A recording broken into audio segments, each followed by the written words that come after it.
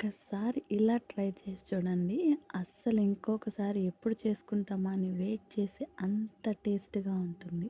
Mushroom బఠానీ curry అండి. చాలా బావుంటుంది. ఒకసారైతే ట్రై చేయండి.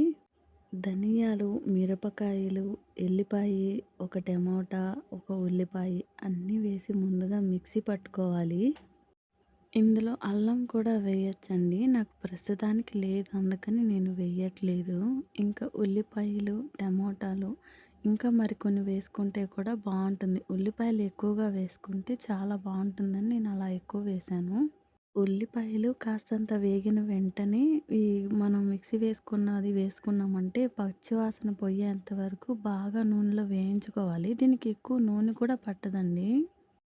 నూనంతా పైకి తేలిపోయిన తర్వాత అప్పుడు ఈ పొడులన్నీ అంటే కారప్పొడి, కాస్త పసుపు పొడి అట్లా అవన్నీ వేసుకుంటే సాల్టు బాగా ఏగుతది బావుంటుందనమాట.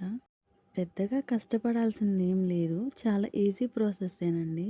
అంతా వేగిపోయిన తర్వాత మసాలా పచ్చివాసన పోయిన తర్వాత టమోటాలు వేసుకొని కాస్త మగ్గిన తర్వాత మష్రూమ్స్ ఏసుకోవాలి.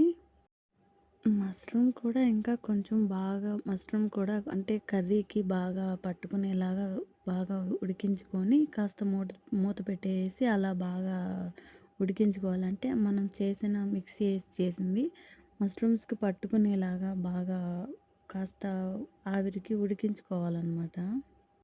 ఉడికించిన తర్వాత పచ్చి బఠానీ మనం బజార్‌లో తెచ్చి ఉడికించుకున్నా కూడా బానే ఉంటది. కానీ ఇలా బాక్స్‌లో నాకు ఇలానే దొరికాయండి. అందుకే నేను ఇలాగే చేస్తున్నాను. అయితే టేస్ట్ మాత్రం చాలా బాగా కుదిరింది.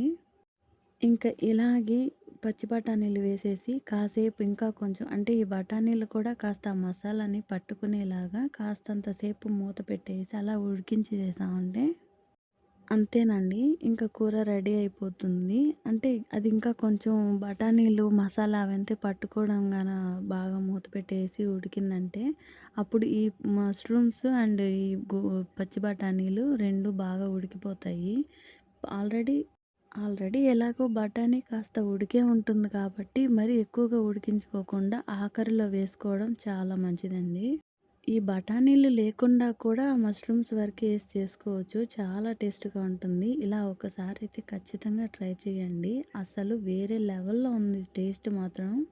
ఇలా గనక ఒక్కసారి ట్రై చేశారంటే అసలు ఒక్క పూటకేనండి మరొక పూటకి మీరు ఖచ్చితంగా కూర వెతుక్కోవాల్సింది. థ్యాంక్ యూ సో మచ్ అండి నా వీడియోని ఇంతవరకు చూసినందుకు. Please subscribe my channel. Thank you so much.